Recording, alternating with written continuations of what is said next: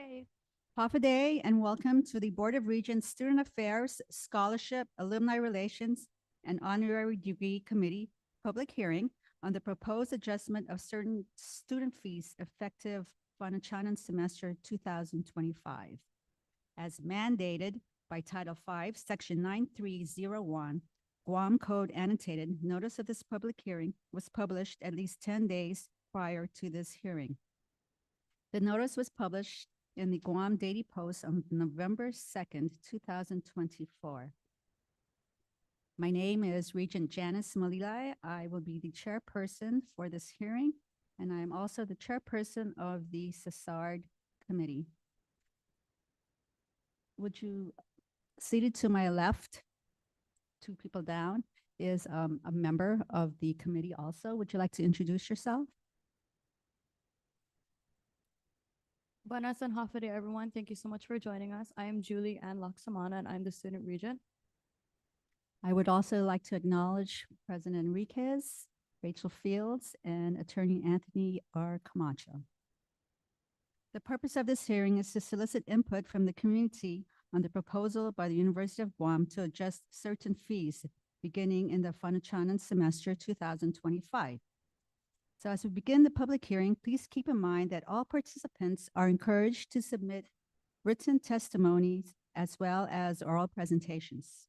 Oral presentations are limited to no more than 3 minutes. I would like to call on Ms. Rachel Fields, the Acting Vice President of Administration and Finance, to give a short summary on this proposal.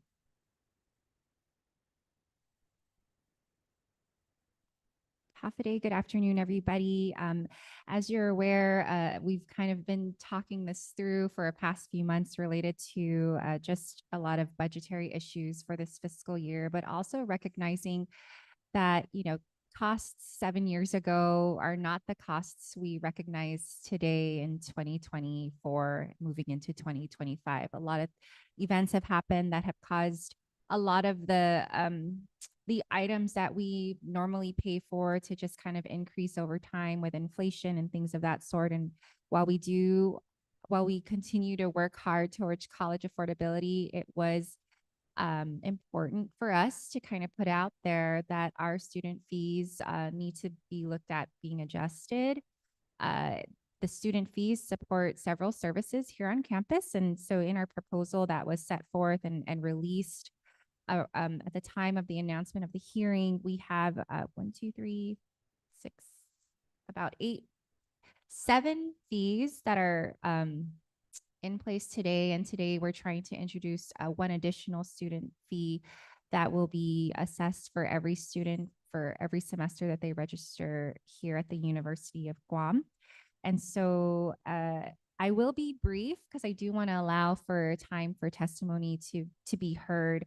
I believe everybody here has probably read through this proposal, but I do just want to take note of some significant some changes that kind of to our eyes might be a little like there might be a sticker shock to some degree, but I do just want to give preface that, some of these fees were thoroughly thought through.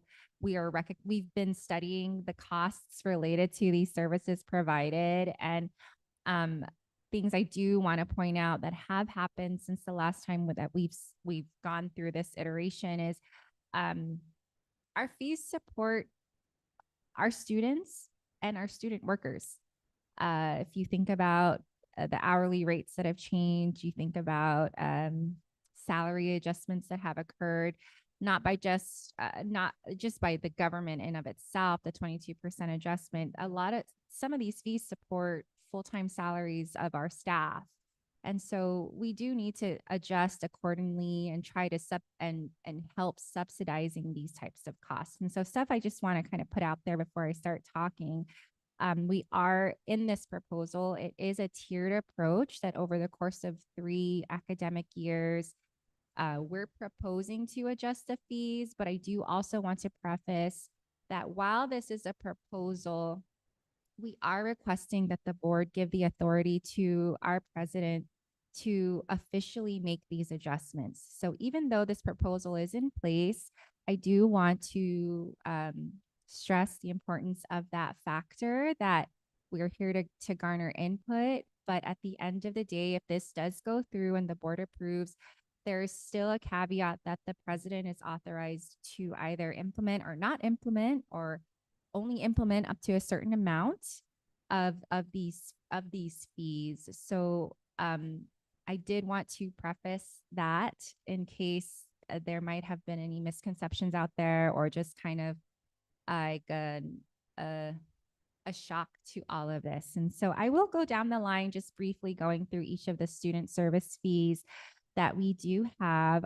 We have a registration fee, and obviously every student goes through the registration process every single semester. We're grateful for every counselor, every advisor that continues to work this process through along with our faculty. There are subscriptions and softwares that we use and utilize to manage our registration process, as well as developing the registration catalogs and the information that goes out there. So it is going to increase from $12 to $15, or that's the proposed price. And so this just kind of takes into consideration just overall increased costs of inflation of what we are currently doing today. We also have the library fee. As you're aware, our library does house a number of research databases that our students have access to. We hire library technicians and things of that nature, and things to support this building in of itself.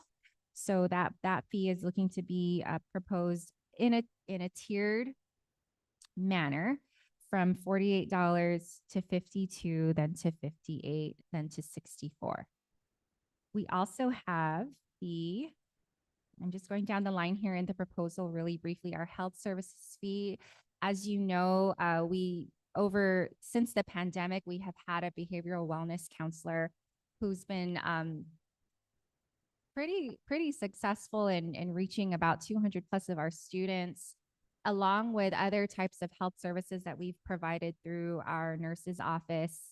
And so that fee is looking to be increased from $12 to $25 in hopes to continue to support those efforts, counseling and just sessions with our counselors. We just want to make sure that we're covering majority of these costs related to this service. The recreation, wellness, sports, and field house fee over the course of time. You just kind of notice, if you noticed, we've done what we could to mitigate costs, or to kind of reduce our costs, where we've reduced the number of sports programs available, and we've kind of focused on the sports programs that have been of great interest to our students, along with the facilities itself and the fitness center. This is just to kind of help with the overall increase in costs to operate that center. The computer and internet fee, software technology. Since the pandemic, we've seen an increase in costs to just continue our subscriptions or our software maintenance costs. And so one in particular is, if every employee and every student has access to an Office 365 subscription. You don't have to purchase your own license to use Excel, Microsoft Word, or anything of that nature. And that has been provided to everybody in this room. If you are part of the UOG community, that used to be free for us.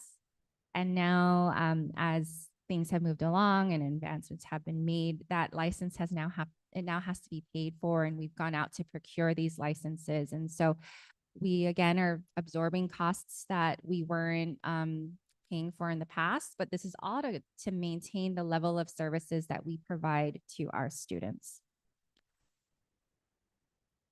The online learning fee, again, this is to stress it's the online learning platforms that we use.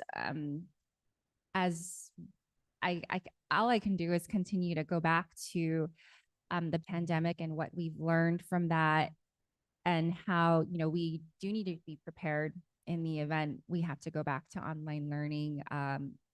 We've done, I think, a number of trainings to kind of help our faculty and even our teaching assistants to go through this process of what do we do with when you have like a 100% online learning environment. And just with our learning platforms alone, we're seeing increased costs there. And so this proposal kind of takes those things into consideration. And this was not in place about 7 years ago as well. The new student fee that we are implementing today, and we've kind of been talking about it with our students, is the facilities maintenance fee. And so if you look around, I do want to commend our students for just their efforts in partnering with us or collaborating with us or even going on their own to get funding for facilities. But if you recall from many of our testimonies, we have a deferred maintenance listing right now of 16 million. We have 4 new buildings coming online, and it's pretty clear that moving forward, we will need to pull from other types of funding sources to maintain our physical infrastructure and the footprint that we have here on campus. And so this is introducing a $200 facilities maintenance fee. And the premise of this is that it will go to support the highest student centered areas. So you think about the Student Success Center, you think about the schools and the colleges, and this will all kind of flow into the budgetary process. And all the more reason for our students to continue to be part of this process. There's a whole governance structure around the budgeting process. And so should this get approved, should it be implemented, we hope to continue to partner with our students to ensure that, you know, your voices are being heard, but also to ensure we're providing the right support for your facilities, for these facilities as well. You see, I think the other day there was something might have fallen from, not fallen, but there were cracks kind of coming from the EC Skylight building. And so that has been on our radar for years now. And we want to make sure that we have funding sources in place to kind of figure out and plan how we can actually put these projects out and get these projects taken care of versus just keeping it on the list and not moving anywhere. So that's the student services, the student fee portion. We also do have other types of fees related to specific activities. So the graduation fee, you know, our hope is that each and every one of our students go through the graduation ceremony. And, you know, unfortunately, just to print a diploma and get that shipped out, like over time, those costs have since increased. And so again, we're trying to cover all of these costs related to these activities, and open to your thoughts on that. The residence halls, if we have any dorm students here, or if you're listening in, I don't know if we're streaming, if they're listening through the stream, you know, I believe our residence hall director has been in contacts with the residence hall students just to talk about like, hey, if we want to ensure safety, we want to ensure a healthy living environment, and there are just general costs of living that have increased over time. And so that's also in play as well, related to laundry services, the water system that's there, and the occupancy rates there. Something also new that's part of this proposal is students are normally used to paying the student fees and the tuition rates and the course fees, but we are also recognizing, and this is nationwide, amongst all universities, is there are programs that are going to cost more than others. And so when it comes to the nursing program and the engineering program, it is a common practice. It's common across other universities to implement a program fee for these specific academic programs. And so we are looking to implement the fee to help with accreditation related initiatives or items that are specific to those programs, because both of these programs are accredited on its own. And they're, because of the nature of the type of costs that are housed in these programs. We're proposing a fee of $250 for the first academic year, $350, and then up to $500 in the following. And again, I do just want to stress that these are proposals, and in the event we are able to garner support from anywhere else, this is kind of our hope, is that this is our last lever to pull. And so thank you for your time, and thank you for allowing me to present. And I would like to pass this back to Regent Malila to continue the process. Thank you, Rachel. President Enriquez, do you have anything to say?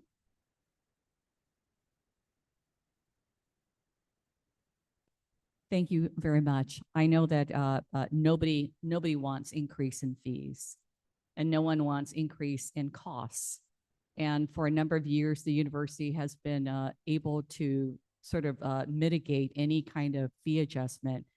The programs, the colleges and schools have been trying for those adjustments. We've put them at bay for many years, but the rising costs to just procure or to acquire anything, things that directly impact our students, that relate to access by our students.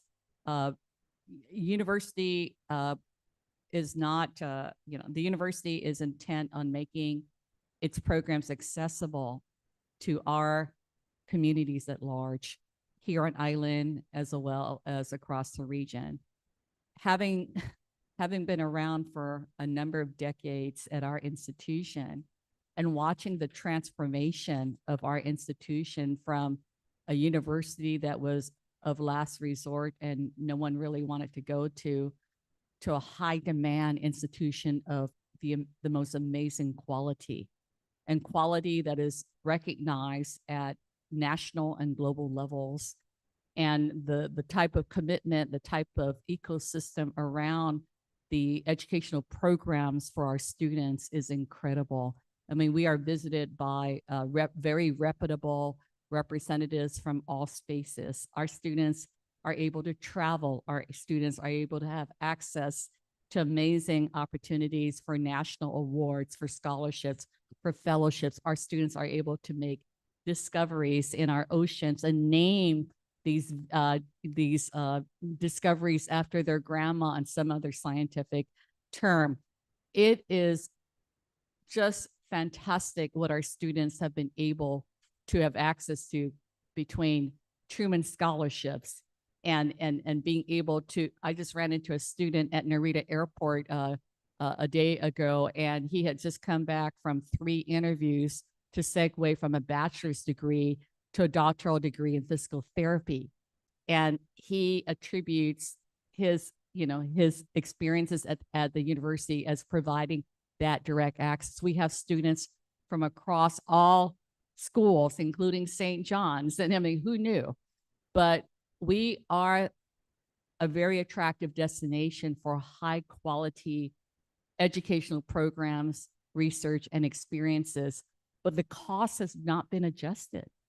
We've been operating at a high level, but in a very fragile foundation with regard to our financial capabilities. We've not kept up with regard to our local government appropriations. We realize that the demographic of our students are not at the upper income levels, but these students are smart. These students are very smart. And the university is committed to ensure that all of you, they have access to the best possible education system through the University of Guam. We have amazing leverage partners in high-level institutions, universities, federal partners across the spectrum. And we bring access to what they have to offer as value-added resources to our students. And so these nominal adjustments in fees are absolutely necessary. They're not going to break the bank. They're absolutely necessary. We always think as of a university education, a diploma as being transformational for individuals. No one can ever take that degree away from you.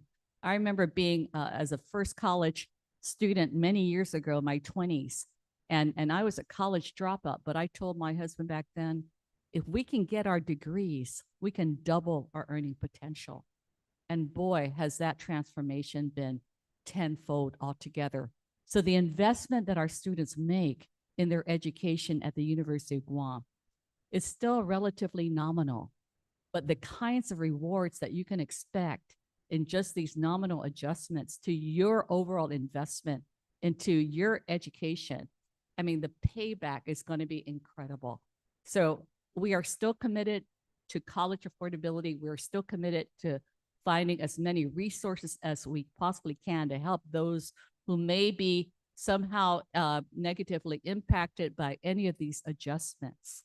That is our commitment as a university in concert with the UOG Endowment Foundation with its scholarships. So I just wanted to present that, Madam Chair, Madam Regent, and to all of you that, you know, it is still our commitment to do what we can to try to keep a number of these adjustments at bay, but they're long overdue. The facilities maintenance fee, you've heard, we've got $16 million of deferred and preventative maintenance that we've not been able to get to. That's really having an impact on the health and safety, you know, of our campus. And so a $200 investment per semester, that's an iced coffee a week, right? But at the end of the day, when you think about the total number of fees, it's still very much comparable to a lot of the lower price institutions from among our peer universities. So I just wanted to make that presentation. Thank you. Thank you, President Enriquez. We will now proceed with our oral presentations. Do we have our first speaker?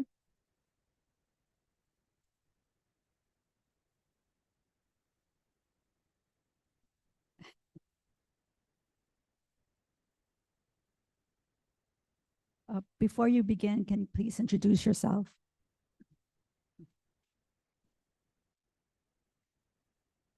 Hapade. I'm Dr. Sant. I'm the Interim Associate Director at the Center for Online Learning. Our proposal, or the proposal that's in front of you, has a modest increase over the next 3 years, a modest increase given the growth of online learning at UOG. The proposal is a doubling of the online learning fee. This fee is necessary for operations because the number of online approved courses at UOG has grown over 360% since the last time the fee was increased. UOG offers around 100 online courses and 100 hybrid courses every semester.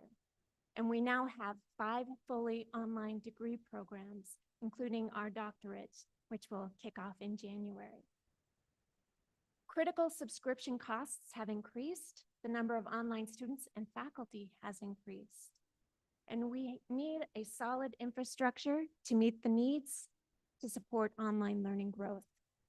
This fee does benefit students because it will go towards keeping our online learning systems updated, add subscriptions to meet the needs for artificial intelligence and plagiarism detection, support online learning exam proctoring, and identify and fix any equity issues for student access as we continue to develop online programs. This fee is in keeping with the Tulis-Motnya plan. Scrolling down, excuse me. And WASC, because they both recommend an investment in online learning growth and capacity building. Funding is needed to assess the quality of our online programs compared to face-to-face delivery, create additional online pathways for students to graduate, and elevate our digital teaching technologies to provide students with relevant, timely, current curriculum.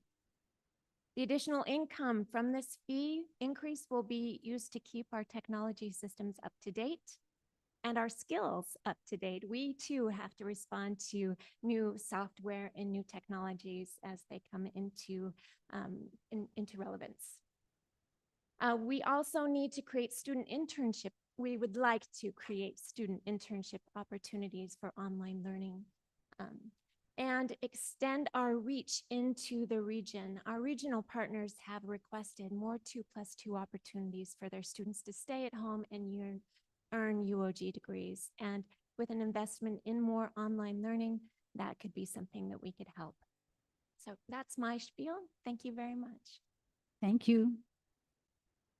Do you also have that in written form? Okay, thank you.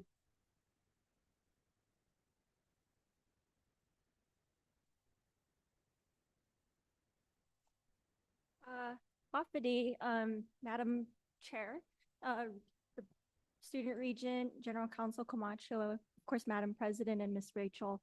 My name is Kiana Ardiente. I serve as the 63rd Student Government Association Vice President. I understand the some of the raises for some of these services. Well, I'll start with the SANG and the nursing program. Perhaps that promotes like a better maintained facility in regards to teaching the nursing students when the professors are teaching them about like sanitation. I understand the cost of it, but there are certain things in the program that I just don't agree with that much of a raise for SANG and nursing. I understand the raise, but not that too far up. And we are moving forward. Definitely, the University of Guam's moving in a great direction with all of these buildings being built around us, right? Obviously, there's like 3 tiers. So we have those who are well off, they can afford college, right? They can pay out of pocket. Then we have the bottom tier, which is those who come from low income families, and they are covered by financial aid or FAFSA. So they got that situation covered at least. But now I'm more concerned of the students who fall in the middle class. They aren't too, they're not that they're this close to getting approved for FAFSA or financial aid or Pell Grant, but they also aren't well off. They would have to work 2 to 3 jobs to just be able to seek higher education. Right now, I don't have any proposed solutions. I actually, I wish I was able to really sit down and write a testimony and bring it here. But since I only have 3 minutes, I just wanted to share the concerns that may arise from this, and specifically for those who fall within the middle class group. I hope that maybe, I think how a solution that could possibly be okay is just the transparency, just like letting the student body know of these, the raises in student fees and activities, and the added fees of the facilities. You definitely don't want for students to come back next academic year and be kind of hit with all of these hidden costs, because one year they remember it being this much, and then the next following year they're like, oh, what are these? So it's just like that transparent and then that transition period. But yeah, I hope that we could just come together and just find a solution for these raises. Obviously I'm a student myself. I'm not an engineering student. I'm also not a nursing student. But I feel for my peers who are in these programs, and perhaps they do feel this the most. I was looking at it and it was like 250 per semester. That's a total of $500. So yeah, that's pretty much it. I'll provide a written testimony to Madam Chair over here. Thank you. Thank you for your input. Are there any others? Aileen?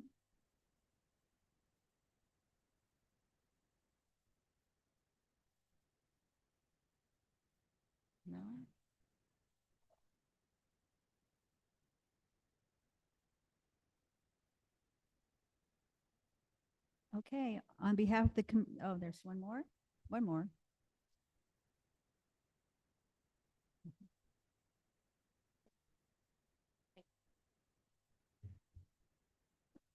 Half a day. My name is Nicole Guerrero. I currently serve as the 63rd Student Government Association President for UOG. I'd just like to voice my concern regarding the increase in student fees that we're currently looking at, right? A lot of our students are low income students that come from a history of not being able to afford higher education. And for them to be here really takes a lot out of them. And for the last however many years, we've been really trying to increase our enrollment of our students. And my greatest fear is that this potential increase in student fees will ultimately deter them from pursuing higher education, which puts us in a downward spiral and a cyclical cycle of always being not not meeting our intended goals for registration and enrollment, which will just lead to further increasing of fees to make up for the difference. I think that we need to prioritize other solutions and other creative solutions to account for the shortfall that UOG has faced in the last few years with regards to our budget. I'm very aware of the fact that we are operating on a deficit and that the University of Guam is consistently being underfunded. However, looking into our students and increasing fees, I think could potentially put us on a downward spiral when we're looking at things like increasing just general fees overall, but also program related fees of our nursing students and our engineering students. These are critical fields that the university has always been particularly proud of producing high achieving nurses, right, that have consistently passed their board exams. We're looking at the same thing for engineering. And if we're looking to increase fees for that, my fear is that students would not want to pursue higher education at all or at the University of Guam because they're unable to afford. So again, while I understand that there is a need to account for the shortfall in our budget, I think we need to look at potentially other solutions and see where it is that we can potentially fill in the gaps before we resort to our students. I think ultimately raising fees and raising tuition needs to be our absolutely last case scenario, and it's our worst case scenario, just because of the detrimental impact it can have for students. Thank you, Ms. Guerrero.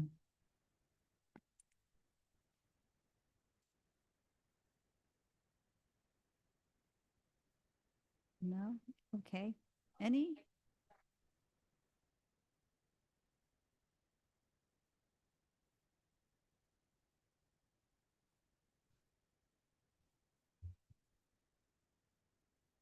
Hi, Hoffaday. Good afternoon. My name is Evander de Guzman. I serve as the interim student life coordinator here at UOG. I'm a current student here also in the master's program for public administration. I got my bachelor's here as well under the health science program.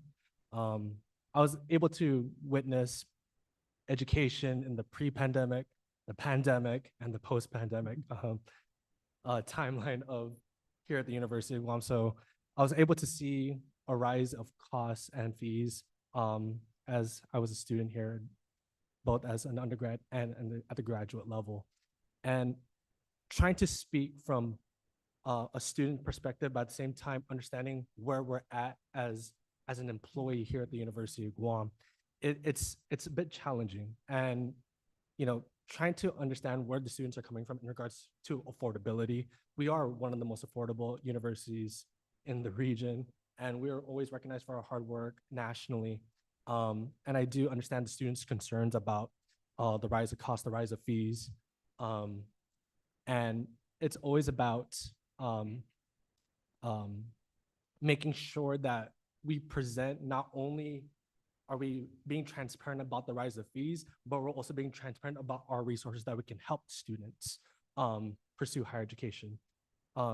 Presenting more opportunities in regards for scholarships, whether if it's with the financial aid office or with endowment, presenting more resources in regards to having more one-to-one sessions with students on how to actually apply for financial aid, because there's a handful of students that do not know how to do that till this day.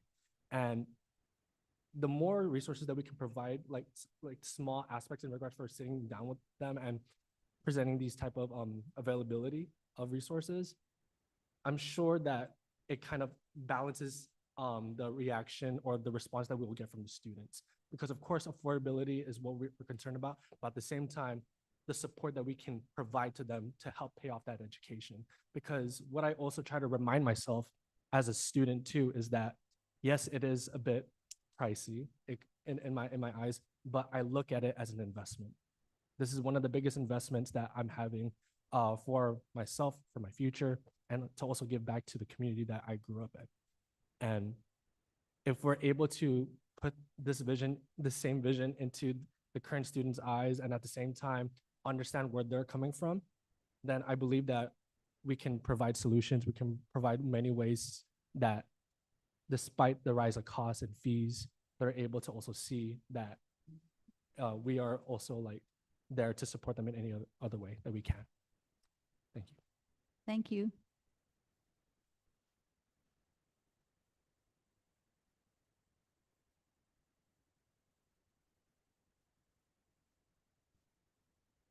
Good afternoon, everyone. My name is Tween Nguyen. I am a proud engineering student, and when I just read the letter, it disheartened me because for the past 4.5 years, I've been a big advocate for students who want to pursue their engineering career education at the UOG. But with this potential 500 per semester increase and with the other fees, this is going to cost about 7,700 in total for roughly about 5 years of their education. I'm using 5 years as a baseline because that's the average students for engineering and nursing has gone through. So 7,700, that's equivalent to another year that students are paying into over a span of 5 years. So I hope you guys would reconsider and would think of other possibilities for these such a high jump in fees, because if we want to have nurses and engineering to stay on Guam, to go to school at UOG, I feel that this jump increase is going to be a very disheartening for students who want to pursue that education and to help our island grow. Thank you. Thank you very much.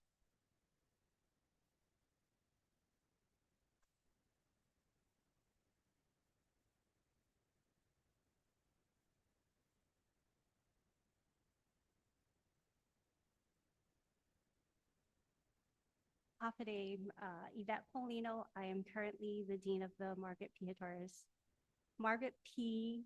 Hattori Chumba School of Health, and I didn't plan to testify, but I do want to provide some context to the program fee for the School of Health. And I do appreciate students' points of view in terms of some of their concerns, and therefore I think providing some context for the reason of our program fee increase. To be frank, the actual cost of running the program, we were proposing over $900 per semester. That's the actual cost of our program. In the past, we've been able to utilize Take Care QC. That is no longer available. So now we have the GITA QC. Take Care, we already knew every year this was money that was going to come, and therefore we used that to subsidize a lot of our costs. But we don't have the same assurances with the GITA QC. So right now I'm stuck trying to figure out how am I going to, should that funding cease, how am I going to proceed with the program? Just to put it into context, right now, our closest neighbor offering a bachelor's of nursing, science and nursing degree is the University of Hawaii at Manoa. And they actually charge, their program fee is $1,400, over $1,400, $1,436 if you're taking less than 12 credits, and $1,441 if you're taking 12 or more credits. Okay, so just to provide perspective on that. The other thing I want to emphasize is the way our courses are structured. For example, with a typical course, one class, the tuition generated for one class is enough to compensate one faculty member. For our nursing courses, especially the clinical courses, it's a maximum of 8 students per clinical rotation. So that means with the one class, the tuition that's generated for the one class, I have to go out and find another 4 more instructors, that means I have to find the compensation for the additional instructors. So again, just to give you an idea of the true cost of running the program and the rationale behind the program, that even as is with the $250, even up to the 500, it's still not enough to sustain the true needs of our program. Thank you. Thank you, Dr. Polino.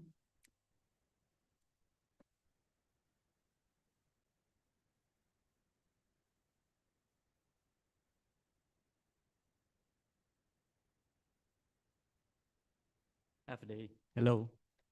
My name is Hiroshan Hetiarachi. I'm the Dean of the School of Engineering at UOG. Like Dean Polino, I was not prepared to talk actually, but after hearing some of the comments, I think I was also compelled. I am only going to talk about 2 or 3 points, but in general, I think the reason why I wanted to talk, I wish I'm looking at the other side. I'm sorry. I wish we had a mechanism to share information so the students can understand what is in the background in terms of the cost and the effort we make to make the ends meet. If this proposal becomes successful, we'll get we can charge $250 per semester per student. And I'm only talking about the School of Engineering, and we only have one program so far, civil engineering. We will be still in a deficit of $75,000 each year after collecting that money. So you might be asking, how did we survive so far? The School of Engineering is the newest addition, and we've been borrowing money from all other entities, from the President's office, starting from the President's office and the Provost office and RCUOG, and you name it, all other entities. They have been aggressively helping us. So we can actually make a school that can one day run by itself. But without this additional money, I think it is going to be a really difficult task. The 3 things I want to mention is, I think students should look at engineering. I'm only talking about engineering because I represent the School of Engineering. Look at this as an investment opportunity. Programs are different from each other. Not 2 programs are equal. I have my pair of glasses. I paid more than $1,000. I bought this in Germany. I have my phone. I have paid about $1,000 to buy that phone. These are 2 different products serving 2 different purposes, and they have 2 different price tags. So you had to look at the purpose of what you offer. Engineering is a guaranteed source of income in the future if you become successful. Kids on the island can earn a very decent income. It can even be like 100,000. So it's an investment. You have to look at it in that way. It cannot be compared with other degrees. Educational point of view, all degrees are very important. But if you look at the earning potential, some degrees are not. I mean, if we bring some programs like biomedical engineering, it's going to be even more expensive. Even within engineering, programs are different from each other. There are costs that we have to balance somehow to offer an engineering degree program. The next thing I want to tell is, okay, Dean Polino talked about this UMH as the closest example. I would like to bring that up for engineering as well. University of Hawaii, Manoa School of Engineering is charging $500 a semester as a program fee. Now, guess what? While our tuition is around $6,000 per academic year, University of Hawaii Manoa is charging close to a little over $11,000 as tuition, plus another 1,000 as the fees. So if you're thinking that when we charge $500 a semester, which becomes $1,000 extra on the top of the 6,000 something that we charge already as tuition, it is 7,000. But our closest comparison is still $5,000 expensive, more expensive than in here. And the cost of living in Manoa is very expensive. I don't have to tell you. Plus, the national average of engineering education is about $14,000 a semester, 7,000 more than what we will be charging if this becomes successful. So put things into perspective. You do not look at this as, okay, they are asking for another 500 each semester. No, look at it as an investment opportunity. Even after paying 7,000, we are offering one of the cheapest engineering degrees in the entire nation. Last thing I would like to mention is because the School of Engineering is a new entity on campus, we were never asked, okay, I am new here. I wasn't here 8 months ago. And but I think my impression is School of Engineering was never given an opportunity to express how expensive it can be. I think we got used to the idea of offering decent degrees at a very affordable price. Engineering is not one of them. We all wanted to see an engineering degree on the island. Hey, you have it now, but it is not very cheap. We had to understand it is the reality. That's all. Thank you. Thank you.